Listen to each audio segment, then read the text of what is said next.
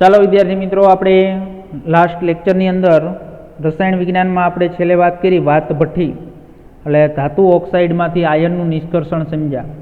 હવે ત્યાર પછી આજના લેક્ચરની અંદર વિદ્યાર્થી મિત્રો આપણે ક્યુપ્રસ ઓક્સાઇડમાંથી શું કરવું છે?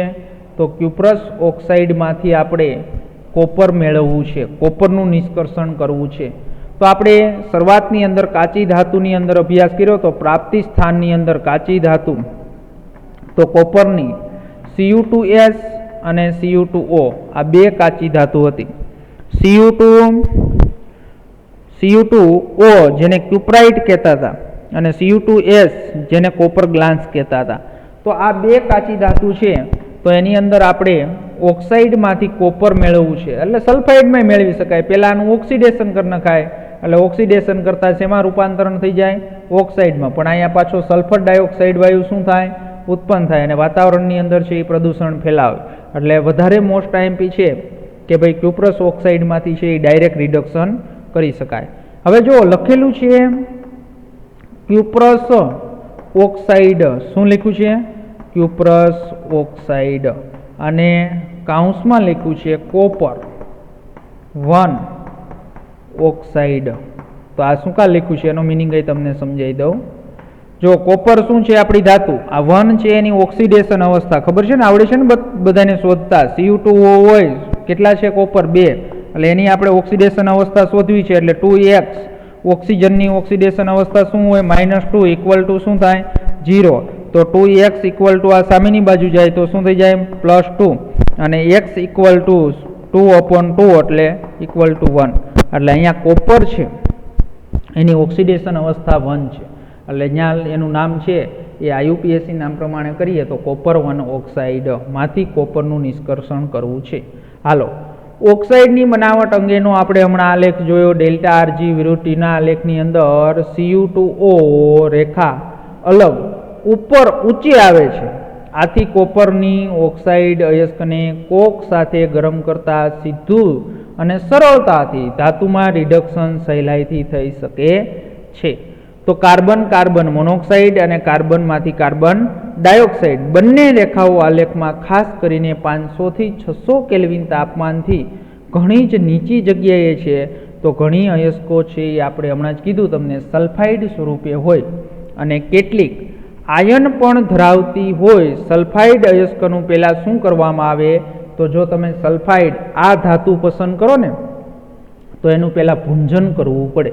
ભૂંજન એટલે આપણે આગળ ભણી ગયા કે ભાઈ એની ઓક્સિજનની હાજરીમાં ગરમ કરવામાં આવે તો સલ્ફાઇડમાંથી ઓક્સાઇડમાં રૂપાંતરણ પામે. તો Cu2S છે એ ઓક્સિજન સાથે પ્રક્રિયા કરી અને Cu2Oમાં રૂપાંતરણ પામે છે અને આપને મળે છે સલ્ફર ડાયોક્સાઇડ. ઓકે, હાલો.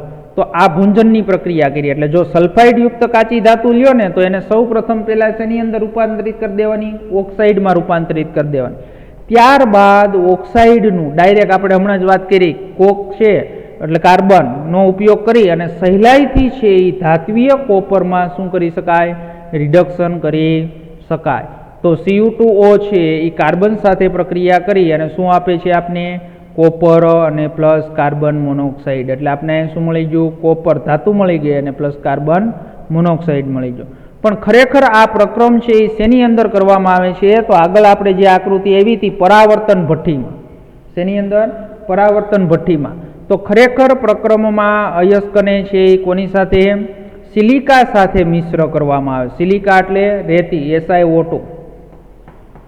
શું કા SiO2 સાથે મિશ્ર કરવામાં આવતું હશે? તો જો અહીંયા આપણે હમણાં શબ્દ જોયો હતો કે ભાઈ આની અંદર આયનની પણ અશુદ્ધિ હોય. તો એ આયનની અશુદ્ધિ દૂર કરવી હોય ને તો એની અંદર શું ઉમેરવું પડે? રેતી, SiO2 ઉમેરવું પડે. તો ખરેખર પ્રક્રમમાં અયસ્કને સિલિકા સાથે મિશ્ર કરી અને પરાવર્તનની ભઠ્ઠીમાં ગરમ કરવામાં આવે છે અને ભઠ્ઠીમાં છે આયન ઓક્સાઇડ આયન સિલિકેટના સ્લેગ તરીકે બને છે અને કોપર મેટેના સ્વરૂપમાં કોપર બને છે. અને આગળ મેં તમને કીધું હતું મોસ્ટ MCQ Cu2S અને FeS ને શું કહેવાય? મેટે. હવે જો તમે ભઠ્ઠીની અંદર છે એ ઓક્સાઇડ ઉમેરો એટલે ધારો કે એની અંદર Fe છે તો એ આયન ઓક્સાઇડની અશુદ્ધિ છે, એની સાથે શું કરશે તો કે ભાઈ SiO2 પ્રક્રિયા કરશે અને SiO2 પ્રક્રિયા કરે એટલે શું બની જાય FeSiO3. તો FeSiO3 છે એ સ્લેગ છે. શું છે? સ્લેગ. એટલે આને કહેવાય આયન સિલિકેટ અને સ્લેગ પ્રવાહી સ્વરૂપે હોય તો એ શું થશે આપણે પ્રવાહી સ્વરૂપે મળી જશે. બીજું કે સાથે સાથે શું બને છે? મેટે બને છે. મેટે એટલે ક્યુપ્રસ ઓક્સાઇડ અને આયન ઓક્સાઇડ બને છે. તો હવે એને આપણે શું કરવા છે? અલગ કરવા છે. આ વસ્તુ જો ખાસ સમજવાની છે. ત્યારબાદ કોપર મેટેને સિલિકાના પડવાળા પરાવર્તકમાં લેવામાં આવે છે, ભરણ કરવામાં આવે છે, થોડીક સિલિકા પણ ઉમેરવામાં આવે છે અને ગરમ હવાનો છે એ વાત ફૂંકવામાં આવે છે. એટલે ગરમ હવા છે એ પરાવર્તન ભઠ્ઠીની અંદર છે એ ફૂંકવામાં આવે છે. હવે તમારી પાસે મેટે છે ને, હવે જો એની અંદર આખી પ્રક્રિયા કઈ રીતે થશે ને એ આપણે અહીંયા સમજવાનું છે. તમારી પાસે મેટે છે. શું છે? મેટે. મેટે એટલે હમણાં તમને કીધું ક્યુપ્રસ સલ્ફાઇડ અને આયન સલ્ફાઇડ, Cu2S અને FeS આ બે તમારી પાસે છે. રેડી? જો FeSનું તો રૂપાંતરણ ગરમ થાય એટલે શેમાંથી જાય? FeO થઈ જાય હવાની હાજરીમાં. અને FeO છે એ કોની સાથે પ્રક્રિયા કરી નાખે? SiO2 એટલે શું બની ગયું? FeSiO3 સ્લેગ બની ગયો. અને આ સ્લેગ તો છે એ પ્રવાહી હોય એટલે એને આપણે અલગ કરી દઈએ એટલે આ સુધી પૂરી થઈ ગઈ. આ અહીંથી દૂર થઈ ગયો. હવે વધ્યું શું તમારી પાસે? Cu2S વધ્યું. હવે એની અંદર કઈ રીતે આને પરાવર્તન ભઠ્ઠીમાં ઉમેર્યું? Cu2S હોય તમારી પાસે અને તમે ઓક્સાઇડ ઉમેર્યો છે એટલે Cu2O હોય એટલે આ બે પદાર્થ તમારી પાસે હશે, ક્યુપ્રસ સલ્ફાઇડ અને ક્યુપ્રસ ઓક્સાઇડ. તો એની અંદર કઈ રીતે પ્રક્રિયા થશે તો એ ચાર રિએક્શન અહીંયા ખાસ સમજવાના છે. તો જો જેથી બાકી રહેલા FeSનું તમને સમજાવ્યું છે. FeO અને Cu2S અને CuO નું કોપર ધાતુમાં પરાવર્તન થાય છે એ નીચેની પ્રક્રિયાઓ આપને આપેલી છે. તો જો FeS ઓક્સિજન સાથે પ્રક્રિયા કરે, આયન ઓક્સાઇડ બને અને સલ્ફર ડાયોક્સાઇડ વાયુ. અને આયન ઓક્સાઇડ રેતી ઉમેરીને આપણે થોડીક એટલે આ બની ગયો સ્લેગ. શું બની ગયો? સ્લેગ. FeSiO3 સ્લેગ બની ગયો. હવે આપણી પાસે બે વસ્તુ છે, ક્યુપ્રસ સલ્ફાઇડ. તો ક્યુપ્રસ સલ્ફાઇડ છે તો ખાસ જો ક્યુપ્રસ સલ્ફાઇડને હવાની હાજરીમાં ઓક્સિડેશન કરતા બન્યું શું? ક્યુપ્રસ ઓક્સાઇડ અને સલ્ફર ડાયોક્સાઇડ વાયુ બન્યો. પણ આની અંદર આપણે આ ટેક્સ્ટબુકની અંદર આપ્યું નથી, જૂની ટેક્સ્ટબુકની અંદર આપ્યું છે કે ક્યુપ્રસ સલ્ફાઇડનું ખાસ સમજવાનું છે. અહીંયા નથી આપ્યું તો હું સમજાવું તમને. ક્યુપ્રસ સલ્ફાઇડનું ક્યુપ્રસ ઓક્સાઇડમાં રૂપાંતરણ થાય છે. આ પ્રક્રિયા અડધી પ્રક્રિયા થાય ને, કેટલી? અડધી. પછી જે આપણે અહીંયા ઓક્સિજન ઉમેરીએ છીએ ને એ ઓક્સિજનને પરાવર્તન ભઠ્ઠીમાં ઉમેરવાનું કરી દેવાનું બંધ એટલે 50% પ્રક્રિયા થઈ. આ કેટલી થઈ? 50% પ્રક્રિયા. 50% પ્રક્રિયા થઈ એટલે 50% નિપજ હશે અને 50% શું હશે? નિપજ. અને 50% શું હશે? પ્રક્રિયા. તો હવે Cu2S અને Cu2O બંને આપસમાં શું કરશે? ઓક્સિડેશન છે એ પામશે. તો જો હવે રિએક્શન Cu2O અને Cu2S બંને છે એ શું કરશે તો એ બંને સ્વયં ઓક્સિડેશન પામી અને કોપર અને શું આપશે? સલ્ફર ડાયોક્સાઇડ આપશે. કયો વાયુ ઉત્પન્ન થયો અહીંયા? Sulphur dioxide. હવે આ કોપર છે એ કોપરને શું કરવામાં આવે તો પાત્રની અંદર છે એને ઢાળી દેવામાં આવે. પણ ગરમ હોય, કોપર ઓગળેલું હોય અને એને તમે એક પાત્રની અંદર ઢાળતા હોય તો એની અંદર આ સલ્ફર ડાયોક્સાઇડ વાયુ તો ધીમે ધીમે નીકળતો જ હોય. તો સલ્ફર ડાયોક્સાઇડ વાયુ છે એ ધીમે ધીમે નીકળતો હોય તો તમને બધાને ખબર છે કે ભાઈ એની અંદર જે કોપર ઘન સ્વરૂપમાં તમે જે મેળવશો એના ઉપર આપણે ફરફોલા કહીએ ને એટલે ફોલા પડશે. તો ઘન સ્વરૂપમાં મળેલા કોપર પર શું દેખાય છે? ફોલા દેખાય છે. અને જે કોના કારણે હોય છે તો SO2ના ઉત્પાદન થવાના કારણે હોય છે. અને એ જે કોપર મળ્યું એને ક્યુ કોપર કહેવાય તો એને ફોલાવાળું કોપર તરીકે ઓળખાય છે. તો અહીંયા પણ આપણે કોપર મેળવ્યું તો આ આપણે જે કોપર ઓક્સાઇડમાંથી શું કર્યું તો કોપર ઓક્સાઇડમાંથી જે ધાતુઓ છે એ ધાતુઓ મેળવી તો એમાંથી આપણે છે એ કોપરનું શું કર્યું? નિષ્કર્ષણ કર્યું. એટલે કોપર મેળવ્યું અને જે કોપર મેળવ્યું તો એ જે છે એનો આપણે આગળ શુદ્ધિકરણની અંદર ઉપયોગ કરશું. ઓકે, સમજાઈ ગયું? તો આ પણ 3 માર્ક્સનો પ્રશ્ન પૂછાય. કોપર ઓક્સાઇડમાંથી અથવા ક્યુપ્રસ ઓક્સાઇડમાંથી કોપરનું નિષ્કર્ષણ સમજાવો। તો આજનો પહેલો ક્વેશ્ચન આપણે ભણ્યા ક્યુપ્રસ ઓક્સાઇડમાંથી કોપરનું નિષ્કર્ષણ સમજાવો। બીજો આજનો ક્વેશ્ચન છે ઝીંક ઓક્સાઇડમાંથી ઝીંકનું નિષ્કર્ષણ સમજાવો। તો આ પણ પ્રશ્ન એકદમ સરળમાં સરળ છે। તો ઝીંક ઓક્સાઇડમાંથી ઝીંકનું નિષ્કર્ષણ સમજાવો। ઓકે, હાલો, તો ઝીંકનું નિષ્કર્ષણ સમજાવવું છે તો એની અંદર પણ તમને ખબર છે કે ઝીંક ઓક્સાઇડ હોય તો એની કાર્બન સાથે પ્રક્રિયા કરી અને શું બનાવી નખાય? રિડક્શન કરી અને ઝીંક મળી જાય અને કાર્બન મોનોક્સાઇડ, અને આની અંદર પણ સીધું જ છે એ શું કરવાનું છે? રિડક્શન કરવાનું છે। હાલો, ઝીંક ઓક્સાઇડનું રિડક્શન કોક વાપરી અને કરવામાં આવે છે અને આ કિસ્સામાં તાપમાન ગરમી કોપરના કિસ્સા કરતાં અહીંયા શું કરવું પડશે? તાપમાન વધારે ઊંચું રાખવું પડશે। તો ગરમ કરવાનો હેતુ શું છે? માટે ઓક્સાઇડની કોક અને માટી સાથે છે એ શું બનાવવામાં આવશે? તો એની ઈંટો બનાવવામાં આવશે। ઝીંકોની છે ઝીંક જે મળે ને આપણે ઝીંકની શું કરવામાં આવે? ઈંટો છે એ ઈંટો બનાવવામાં આવશે। તો ઝીંક ઓક્સાઇડ સાથે કાર્બનની પ્રક્રિયા કરવામાં આવે એટલે કોક સાથે 1673 કેલ્વિન તાપમાને પ્રક્રિયા કરશો એટલે રિડક્શન થઈ અને ઝીંક ધાતુ મળશે અને શું મળશે? Carbon monoxide. અને આ ઝીંક ધાતુ જે મળી એની ઈંટો બનાવવામાં આવે તો ધાતુનું નિસ્યંદન કરવામાં આવે છે અને ઝડપથી તેને ઠંડુ શીતળ કરીને એકઠી કરવામાં આવે છે। તો આ આપણે છે એ વાત કરી ઝીંક ધાતુનું નિષ્કર્ષણ। શું સમજ્યા? ઝીંક ધાતુનું નિષ્કર્ષણ સમજણ પડી? હાલો, હવે આપણે આ પ્રશ્ન આપ્યા છે Cr2O3 aluminium Al2O3 2Cr delta Rg આપ્યું છે -400.21 કિલોજૂલ ગિબ્સ ઉર્જાના મૂલ્યના આધારે ઉષ્માગતિકીય રીતે સુગમ છે પણ તે ઓરડાના તાપમાને શા માટે પ્રક્રિયા થતી નથી? તો આ એક પ્રશ્ન છે, એ પ્રશ્ન સમજાવી દઉં તમને। તો એ જે આપણો ક્વેશ્ચન છે કોયડો છે તો એની અંદર લખાણ સંબંધિત જે પ્રશ્નો છે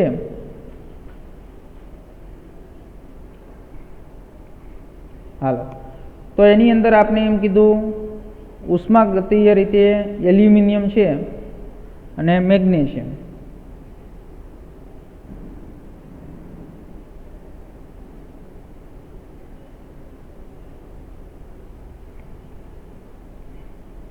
હાલો એ લખાણ સંબંધિત પ્રશ્નો છે એ બાકી રાખો। લખાણ સંબંધિત પ્રશ્ન એ બે બાકી રાખો, એ ચેપ્ટર પૂરું થશે ત્યારે કરાવી દઈશ। હાલો કરાવી દો। જો એની અંદર આપણે પહેલી પ્રક્રિયા આપી છે, શું આપ્યું છે? Cr2O3 એલ્યુમિનિયમ અને Al2 એની અંદર જો ડેલ્ટા G0 એટલે રિએક્શન છે એનું મૂલ્ય તમને શું આપ્યું છે? તો એનું મૂલ્ય તમને આપેલું છે -421 કિલોજૂલ। એટલે તરત જ તમને ખબર પડી જાય કે સાહેબ અહીંયા ડેલ્ટા G0 છે એનું મૂલ્ય તો આપણે માઇનસ મળ્યું છે। તો ઉષ્માગતીય શાસ્ત્રના આધારે જો આપણે સમજીએ તો પ્રક્રિયા સ્વયંસ્ફુરિત હોય, પણ પાછો પ્રશ્ન શું કીધો કે તે ઓરડાના તાપમાને શા માટે થતી નથી? તો એનું પણ તમને સમજાવી દઉં કે એની અંદર ઉષ્માગતીય રીતે સુગમ પ્રક્રિયાઓમાં કેટલાક પ્રમાણની અંદર સક્રિયકરણ ઉર્જા આપણે આગળ અભ્યાસ કરી ગયા EA એટલે આપણે શું લખતા હતા? સક્રિયકરણ ઉર્જા ભણી ગયા ને ચોથા ચેપ્ટરની અંદર। તો અમુક પ્રક્રિયાઓ થવા માટે સક્રિયકરણ ઉર્જા છે એ આવશ્યક છે, એટલે આથી જ છે અહીંયા શું કરશે? ઉષ્માની જરૂર પડશે। એટલો જ આન્સર તમારે લખવાનો છે। સક્રિયકરણ ઉર્જા છે એ આવશ્યક છે અને તે ઓરડાના તાપમાને પ્રક્રિયા નહીં થાય, એટલે ઓરડાના તાપમાન કરતાં ઊંચા તાપમાને છે એ શું થશે? તો ઊંચા તાપમાને છે એ પ્રક્રિયા થાય છે। સમજણ પડી ગઈ? હાલો ત્યાર પછીનો કોયડો જુઓ 6.4 શું એ સાચું છે કે કોઈ પરિસ્થિતિમાં Mg Al2O3 નું રિડક્શન કરી શકે, MgO નું રિડક્શન એલ્યુમિનિયમ કરી શકે? તો આ પરિસ્થિતિ શું હશે? તો આની અંદર કે ભાઈ આનો પહેલો આન્સર આવશે હા કરી શકશે, પણ એ ક્યાં? તમને સીધું કોઈક પરિસ્થિતિમાં, એટલે એ પરિસ્થિતિ તમારે આલેખ ઉપરથી, તો અહીં આલેખ ઉપરથી તમે જોશો તો 1350 આલેખ જોશો ને એટલે ખબર પડશે 1350 સેલ્સિયસ કેલ્વિન નહીં, 1350 સેલ્સિયસથી નીચા તાપમાને, કેવા તાપમાને? નીચા તાપમાને। તો નીચા તાપમાને મેગ્નેશિયમ છે એ Al2O3 નું, કોનું? Al2O3 નું રિડક્શન કરી શકશે। અને 1350 થી ઊંચા તાપમાને 1350 થી ઊંચા તાપમાને તો એ ઊંચા તાપમાને છે એ શું કરી શકશે? એલ્યુમિનિયમ મેગ્નેશિયમ ઓક્સાઇડનું રિડક્શન કરી શકે. અને આને માટેનું જે આપણે અનુમાન છે એ ડેલ્ટા RG0 વિરુદ્ધ ટીના આલેખ ઉપરથી કરી શકાય. એટલે ઓલો એલિગમ આલેખ તમે જોશો ને ત્યાં 1350 સેલ્સિયસ તાપમાને શું થશે? તો મેગ્નેશિયમ અને Al2O3ની જે લાઈન આપેલી છે ત્યાં એનું પ્રતિછેદન થતું હશે. એટલે 1350 થી ઊંચા સેલ્સિયસ તાપમાને મેગ્નેશિયમ Al2O3નું શું કરી શકે? રિડક્શન કરી શકે. અને 1300 નીચા તાપમાન અને 1350 થી ઊંચા તાપમાને એલ્યુમિનિયમ છે એ મેગ્નેશિયમ ઓક્સાઇડનું શું કરી શકે? રિડક્શન છે એ રિડક્શન કરી શકે. સમજણ પડી? હાલો તો અહીંયા છે એ કમ્પ્લીટ. આપણે હવે આગળ વાત કરવાની છે ઉષ્માગતિકીય જે ધાતુ કર્મવિધિ છે એની અંદર આપણે કયા સિદ્ધાંતો? તો ઉષ્માગતિકીય સિદ્ધાંતો છે એનો અભ્યાસ કર્યો. હવે આપણે એની અંદર ધાતુ કર્મવિધિની અંદર તો ધાતુ કર્મવિધિની અંદર વિદ્યુતકીય રાસાયણિક સિદ્ધાંતોનો ઉપયોગ કરવાનો છે. તો ઓલા ઉષ્માગતીય શાસ્ત્રની અંદર જે આપણે ડેલ્ટા જી વાળું જે રિએક્શન જોયું હતું એની વાત કરવાની છે.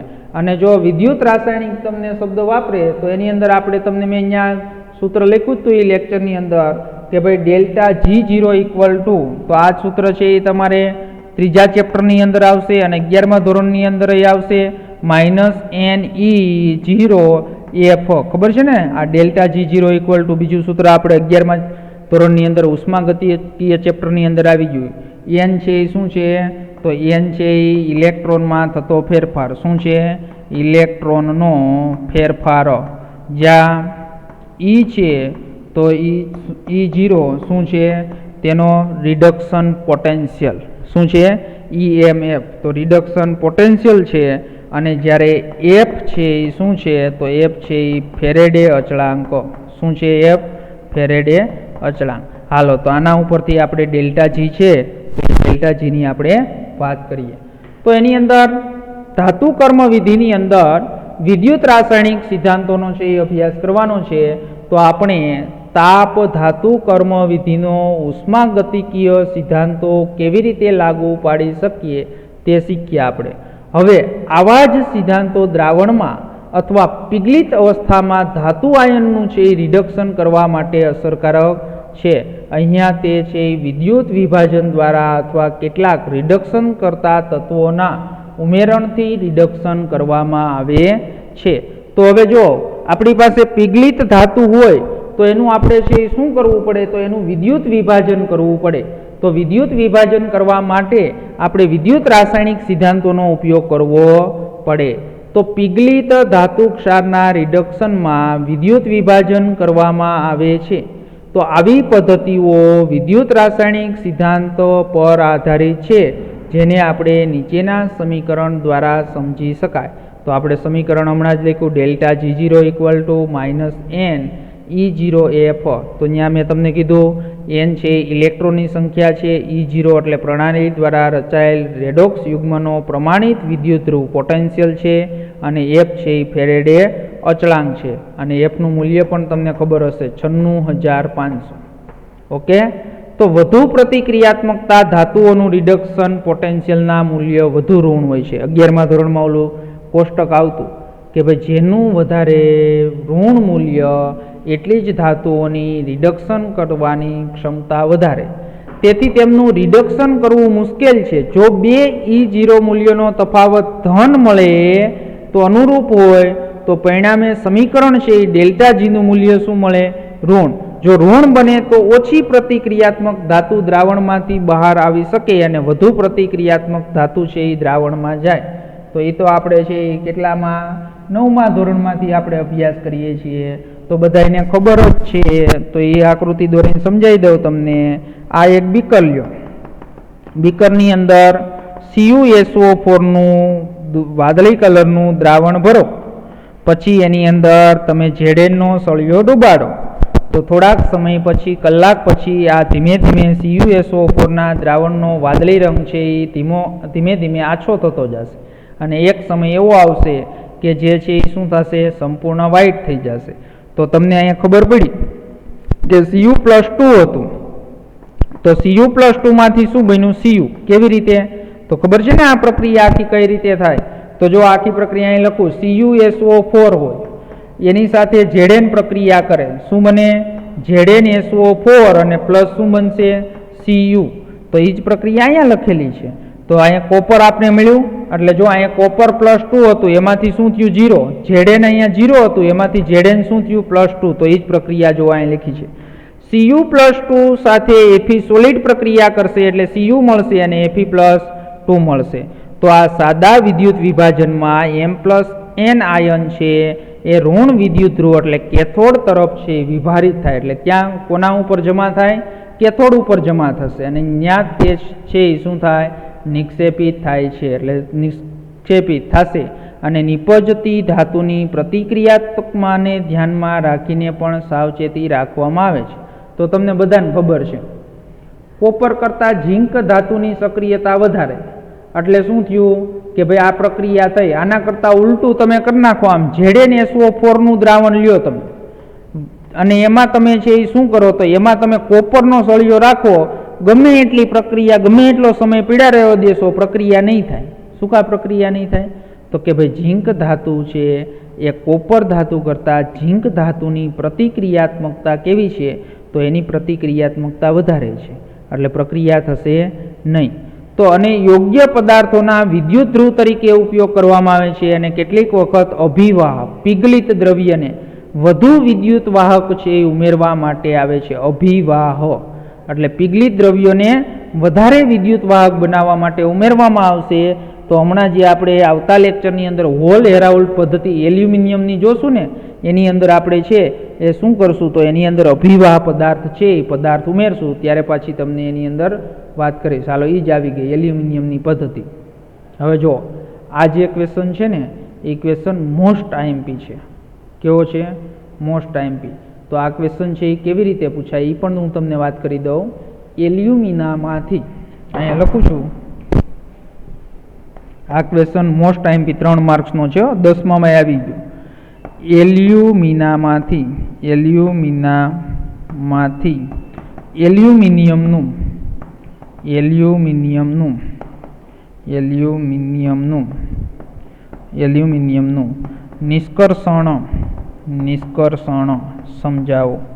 નિષ્કર્ષણ સમજાવો. ઓકે, હાલો. તો વિદ્યાર્થી મિત્રો, આ વાત આપણે કરીએ એલ્યુમિનિયમનું નિષ્કર્ષણ સમજાવો, પણ એના માટે જે પદ્ધતિનો ઉપયોગ થાય છે તો આ જે છે એ વૈજ્ઞાનિક છે એ હોલ હેરાઉલ્ટે છે એ સંશોધન કરેલું છે. તો આ પદ્ધતિને હોલ હેરાઉલ્ટ પદ્ધતિ કહેવાય. એટલે આવી રીતે પ્રશ્ન પૂછાય, હોલ હેરાઉલ્ટ પદ્ધતિ સમજાવો. તો આ પણ પ્રશ્ન પૂછાય તો તમારે આ જ લખવાનું છે. ઓકે, હવે આપણે આગળ જે Al2O3 મેળવ્યું હતું ને, તો મેં તમને આગળ કીધું હતું Al2O3 છે એનું ડાયરેક્ટ છે એ આપણે શું કરી શકાય? રિડક્શન ન કરી શકાય, એટલે વિદ્યુત રાસાયણિક રિડક્શન કરવું પડે. તો એની અંદર આપણે જો શું કરીએ છીએ? પિઘલિત Al2O3 લેવામાં આવે છે. તો પિઘલિત Al2O3 લેવો પડે તો જ એનું વિદ્યુત રાસાયણિક રિડક્શન થાય. ઘન સ્વરૂપે હોય તો વિદ્યુત રાસાયણિક રિડક્શન થાય નહીં. પણ Al2O3 નું ગલન બિંદુ એટલું બધું ઊંચું છે કે આપણે આ પ્રક્રિયા ઊંચા તાપમાને કરો તો ખર્ચ વધારે થાય, એટલે એની અંદર એક અભિવાહ ઉમેરવામાં આવે છે. મેં હમણાં તમને કીધું ને Na3Lf6. તો Na3Lf6 છે એને શું કહેવાય? તો એની અંદર ક્રાયોલાઇટ અને ફેલ્સપાર. Na3Lf6 અને ક્રાયોલાઇટ કહેવાય. શું કહેવાનું નામ છે? ક્રાયોલાઇટ. અને જ્યારે CaF2 છે એનું નામ થાય ફેલ્સપાર. તો આ બે પદાર્થ છે, બેમાંથી એક બેને બે પદાર્થમાંથી કોઈ પણ એક પદાર્થ ઉમેરો એટલે Al2O3 નું ગલન બિંદુ પણ નીચું આવે અને સારા છે એ વિદ્યુત વાહક તરીકે પણ શું થાય છે? વર્તે છે. હવે જો આની અંદર આ છે એ શું રાખ્યું છે? તો આ ગ્રેફાઇટના સળિયા રાખ્યા છે. તો ગ્રેફાઇટના સળિયા પોઝિટિવ તરીકે, અને આ જે પાત્ર છે લોખંડનું પડ ચલાવેલું છે એના ઉપર છે એ શું કરવામાં આવ્યું છે? તો એના ઉપર ગ્રેફાઇટ છે એ કાર્બન, જો કાર્બનના પડવાળું સ્ટીલનું પાત્ર છે એ કોના તરીકે વર્તે છે? કેથોડ તરીકે વર્તે છે. હવે આની અંદર અહીંયા પોઝિટિવ અને નેગેટિવ એટલે એનોડ અને કેથોડ છે વિદ્યુત પ્રવાહ પસાર કરવામાં આવશે, એટલે વિદ્યુત રાસાયણિક પ્રક્રિયા થઈ અને શું થશે તો અહીંયા નીચે છે એ પાત્રના તળિયે અહીંયા નીચે એલ્યુમિનિયમ પ્રવાહી સ્વરૂપે છૂટું પડશે અને અહીંથી ભઠ્ઠીમાંથી છે એ એલ્યુમિનિયમ છે એ આપણે શું કરવામાં આવશે, બહાર કાઢવામાં આવશે. હવે આના ઉપર શું જમા થશે ગ્રેફાઇટના સળિયા ઉપર, તો એ ગ્રેફાઇટના સળિયા છે એનોડ તરીકે વર્તે છે, એના ઉપર છે એ ઓક્સિજન છૂટવો પડશે. એટલે હવે ગ્રેફાઇટના સળિયા શેના લીધા છે આપણે, એટલે એનોડ કોનો લીધો છે, ગ્રેફાઇટનો લીધો છે. તો એ ઓક્સિજન એની સાથે કાર્બન સાથે ઓક્સિજન પ્રક્રિયા કરીને શું બનાવી નાખે, કાર્બન ડાયોક્સાઇડ વાયુ બનાવશે. તો કાર્બન ડાયોક્સાઇડ વાયુ બનાવે છે તો એની અંદર છે એ શું થશે, તો એનોડ છે એ થોડાક સમય પછી ખવાઈ જશે. એટલે આ પદ્ધતિનો મોટામાં મોટો ગેરફાયદો પણ એ છે કે આ પદ્ધતિની અંદર થોડાક સમય અંતરે છે એ એનોડ બદલાવવા પડે છે, કારણ કે કાર્બનના એનોડ છે એની સાથે ઓક્સિજન પ્રક્રિયા કરે એટલે કાર્બન ડાયોક્સાઇડ વાયુ છે એ મુક્ત થાય, અને કાર્બન ડાયોક્સાઇડ વાયુ જે મુક્ત થાય છે એ છે હવામાં દૂર થશે. એટલે કાર્બન એનોડ છે એ ધીમે ધીમે ખવાઈ જશે. એટલે આ પ્રક્રિયાને ચાલુ રાખવા માટે કાર્બન છે એ શું કરવું જોશે, બદલાવો જોશે. તો એની અંદર તમે 1 કિલોગ્રામ અહીંયા એલ્યુમિનિયમ ધાતુ નીકળે ને, કેટલી, 1 કિલોગ્રામ, ત્યારે 0.5 કિલોગ્રામ શું વપરાઈ જાય, તો 0.5 કિલોગ્રામ છે ને કાર્બન એનોડ વપરાઈ જાય. એટલે જેટલું તમે એલ્યુમિનિયમનું ઉત્પાદન કરો ને એના કરતાં અડધો છે એ શું વપરાશે, કાર્બન વપરાઈ જશે. એટલે આ પદ્ધતિનો મોટામાં મોટો છે એ ગેરફાયદો છે. તો હવે એનોડ ઉપર થતી પ્રક્રિયા અને કેથોડ ઉપર થતી પ્રક્રિયા એ પણ તમને બધાને આવડે છે, અને બે ઉપર થતી પ્રક્રિયાનો સરવાળો કરી નાખો, રેડોક્સ પ્રક્રિયા કરી નાખો એટલે એનું રિએક્શન થઈ ગયું. આકૃતિ સમજાઈ ગઈ, વર્ણન મેં સમજાવી દીધું, હવે ખાલી એની પ્રક્રિયા બાકી રહી.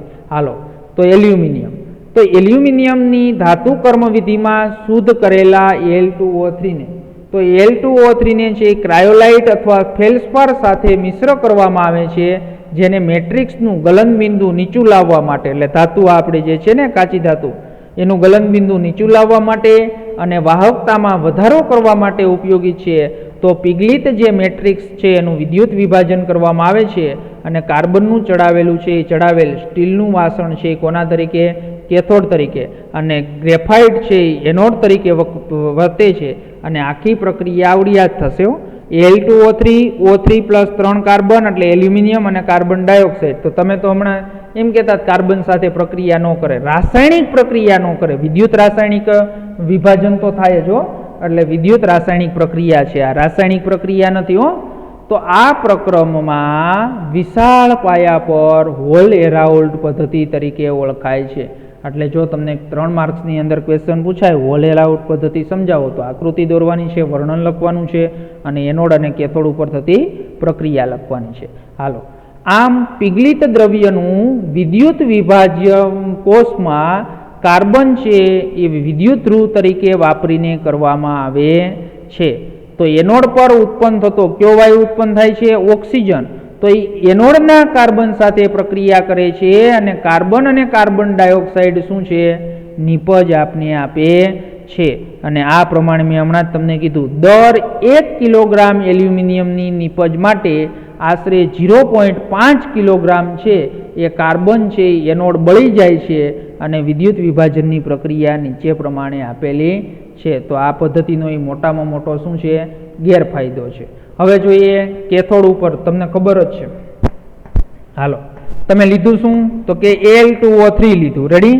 તો Al2O લીધું એટલે શું થશે, 2 એલ્યુમિનિયમ + 3 બનશે, અને 3 ઓક્સિજન -2, આ બે એનું મેં શું કર્યું, આયનીકરણ કરી નાખ્યું. કેથોડ ઉપર હંમેશા શું થાય, રિડક્શન, અને એનોડ ઉપર હંમેશા શું થાય, તો એનોડ ઉપર હંમેશા ઓક્સિડેશન. શું થશે, એનોડ ઉપર હંમેશા ઓક્સિડેશન. તો બધાને ખબર છે કે આ Al+3 છે, તો Al+3 નો એક અણુ લઈને અહીંયા વાત કરી છે. તો Al+3 પિગલિત અવસ્થામાં છે, એટલે 3 ઇલેક્ટ્રોન એને ગુમાવ્યા છે, એટલે 3 ઇલેક્ટ્રોન મેળવે અને રિડક્શન કહેવાય ને. તો આપને એલ્યુમિનિયમ આ પ્રવાહી સ્વરૂપે મળી જાય, અને આપણે નીચે છે એ ભઠ્ઠીમાંથી બહાર કાઢી લઈએ, કોષમાંથી બહાર કાઢી લઈએ. હાલો, એનોડ ઉપર કાર્બન છે, તો એ કાર્બન સાથે કોણ પ્રક્રિયા કરશે, -2 છે ને અહીંયા ઓક્સિજન. તો એ પિગલિત સ્વરૂપે છે, તો એને શું થશે, કાર્બન મોનોક્સાઇડ બનશે, અને જો એનું સંપૂર્ણ ઓક્સિડેશન થશે તો કાર્બન ડાયોક્સાઇડ મળશે. તો આ બે પ્રક્રિયા છે એ એનોડ અને કેથોડ ઉપર થતી પ્રક્રિયા લખવાની છે. તો વિદ્યાર્થી મિત્રો, આ ક્વેશ્ચન છે એ મોસ્ટ આઈએમપી ક્વેશ્ચન છે, તો આવડવો જોઈએ. હાલો, નિમ્ન કક્ષાની અયસ્ક અને ભંગારમાંથી કોપર મેળવવાનું છે. તો નિમ્ન કક્ષાની અયસ્કમાંથી કોપર આવડ્યા જ જલ ધાતુ કર્મ વિધિથી નિષ્કર્ષિત કરવામાં આવે છે અને તેનું એસિડ અથવા બેક્ટેરિયાનો ઉપયોગ કરી અને નિક્ષાલન કરવામાં આવે છે. તો કોપર +2 આયન ધરાવતા દ્રાવણની લોખંડના ભંગાર અથવા H2 સાથે છે એ પ્રક્રિયા કરવામાં આવે છે અને પ્રક્રિયા થઈ એટલે જો Cu+2નું એકવીએસ દ્રાવણ એની સાથે હાઇડ્રોજન અથવા ભંગાર લોખંડનો ભંગાર સાથે પ્રક્રિયા કરો એટલે CuS સોલિડ બની જાય અને 2H+ આપે છે. સમજણ પડી? હાલો હવે ત્યાર પછી આ નિમ્ન કક્ષાની છે એ અયસ્ક અથવા ભંગારમાંથી કોપર મેળવવાની વાત કરી. હવે આપને આપ્યું છે એક કોયડો કે ભાઈ એક જગ્યા પર નિમ્ન કક્ષાની કોપર અયસ્ક પ્રાપ્ત છે અને ઝીંક અને આયનનો ભંગાર પણ પ્રાપ્ય છે. તો આ બંને ભંગારમાંથી કયો ભંગાર તમે નિક્ષાલન કરેલી અયસ્કનું રિડક્શન કરવા માટે વધુ યોગ્ય હશે અને શા માટે? તો બધાને ખબર છે કે ભાઈ સૌથી વધારે સક્રિયતા ધરાવતું કોણ છે? તો સૌથી વધારે સક્રિયતા ધરાવતું ઝીંક છે. તમને કોનો ભંગાર આપ્યો છે? ઝીંક અને આયન બંનેનો ભંગાર આપ્યો છે ને. તો હવે તમારે એનું રિડક્શન છે એ કરવું છે. તો એ રિડક્શન કરવા માટે તમે ઝીંકનો ઉપયોગ કરો કે આયનનો ઉપયોગ કરો? તો જો રાસાયણિક દ્રષ્ટિએ વિચારો ને તમે તો ઝીંકનો ઉપયોગ કરાય. શું કા? કારણ કે કોપર કરતાં ઝીંકની વધારે સક્રિયતા વધારે છે. આયનનો ઉપયોગ છે એ ઓછો કરાય. તો એની અંદર પાછું બીજું એ થાય કે ભાઈ વિદ્યુત રાસાયણિક શ્રેણીમાં છે એ ઝીંક ધાતુ છે એની સક્રિયતા વધારે છે એટલે આપણે એ રીતે આપણે વિચારી શકીએ. પણ જો આપણે શું કરીએ પૈસાની દ્રષ્ટિએ જોઈએ, રૂપિયાની દ્રષ્ટિએ તમને બધાને ખબર છે ઝીંક ધાતુનો ભાવ વધારે હોય અને લોખંડ છે આયનનો ભંગાર છે એનો ભાવ ઓછો હોય. તો હવે વિચારો જી, તો ભાઈ પ્રક્રિયા ઝીંક લેશો ને એટલે પ્રક્રિયા ઝડપી થશે, પણ આયનનો ભંગાર લેશો ને તો પ્રક્રિયા થશે થોડીક ધીમી, સમય વધારે લાગશે. પણ એમ છે એ આપણે આર્થિક દ્રષ્ટિએ વિચારીએ તો આપણે ફાયદાકારક છે. એટલે ઝીંક કરતાં છે ને ભાઈ આયનનો જ ઉપયોગ કરાય એટલે આર્થિક દ્રષ્ટિએ આપણે બહુ ભાર પડે નહીં. તો એ જ તમને આપ્યું છે. ઝીંક વિદ્યુત રાસાયણિક શ્રેણીમાં આયન કરતાં ઉપર છે એટલે કે વધુ પ્રતિક્રિયાત્મક ધાતુ ઝીંક છે. તો આથી ઝીંકના ભંગારમાં રિડક્શન વધારે ઝડપીથી થશે, પરંતુ ઝીંક આયન કરતાં વધુ મોંઘી ધાતુ છે. આથી આયનના ભંગારનો ઉપયોગ કરવો સલાહ ભરેલું છે અને ફાયદાકારક છે. તો આપણે છે આર્થિક રીતે છે એ શું થશે? થોડુંક સરળ રહેશે. સમજણ પડી ગઈ વિદ્યાર્થી મિત્રો? તો અહીંયા સુધી જે સમજાવ્યું એ કમ્પ્લીટ તૈયાર કરી નાખજો. એટલે આવતા લેક્ચરની અંદર છે એ આપણે ઓક્સિડેશન અને રિડક્શન છે એની આપણે વાત કરવાની છે. તો ઓક્સિડેશન અને રિડક્શન અને પછી ધાતુઓનું છે એ શુદ્ધિકરણ છે એ શુદ્ધિકરણની આપણે વાત કરશું.